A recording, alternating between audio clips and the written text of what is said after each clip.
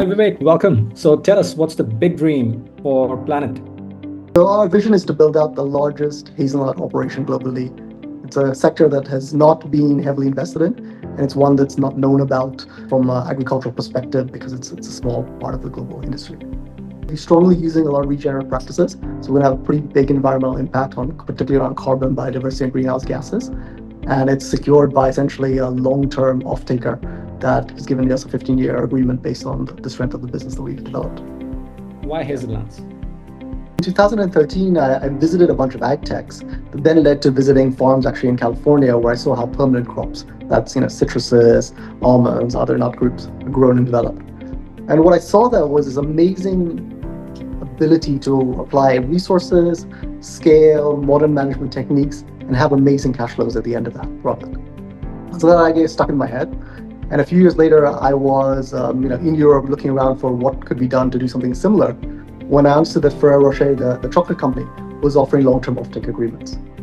And basically the one problem when I learned agriculture was when you have crops, the price is low because everybody else has got the crops.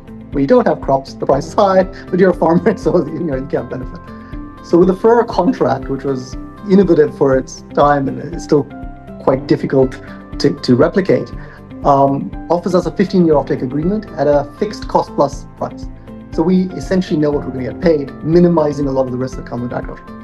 Vivek, where are you looking at basically doing this? Italy produces 10% of the hazelnuts consumed in the world. It's a traditional leader in that. And it's the second largest producer globally. So we're focused in Italy. What was the proof of concept and where are you today? So we went out and bought 65 hectares in Italy and essentially had the plans and let's see what happens now. Yeah. And a year later, we're like, oh, okay, broadly what people have told us is correct. This is under control. The trees, of course, some learnings, but things are working. And so at that point, we basically said, okay, let's go out and raise it because we had our first year proof of concept, even if we haven't yet had the harvest. And as we did that, we started to speak to some players in the sector. And during their diligence as agricultural investors and what we had done, we realized, hey, wait a second, this is actually ticking all the right boxes, even if we haven't formally executed as an agricultural investment group. And that's given us the confidence to essentially raise a bit of outside capital last year. And that's brought us to 250 hectares of sort of planting in 18 months, which is about the size of Hyde Park. So it's fairly large. And we are now, having a number of inbound institutions come in, as large pension funds and large agricultural funds come in. If you take us to the economics now of what you're doing and how you are looking to scale it up, the same model, and how can people come in? So I think we break it into two parts, right? So let's say, what are you basically looking at? And then we'll break it down. If you were to look at maybe, let's say a hectare for now, let's think of it, a hectare as a coin of investment and so on. So we can go from there. I think that's one of the easiest way to understand, right? It's kind of ownership of a hectare. Yeah. So if you do a new planting, right? And let's say you're going to look at 10 years of that, a life of that. So you go out, you buy a hectare for 25,000 euro.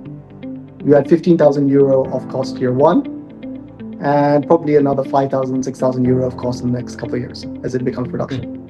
In years 4 to 5, it starts to yield above cost, and you start to gain a return on that dividend. Over time, those trees keep on growing, and by the end of year 10, you're probably looking at 6,000, 7,000, 8,000 of yield per annum on the tree itself. Okay, and so you have 20-30% dividend return on equity.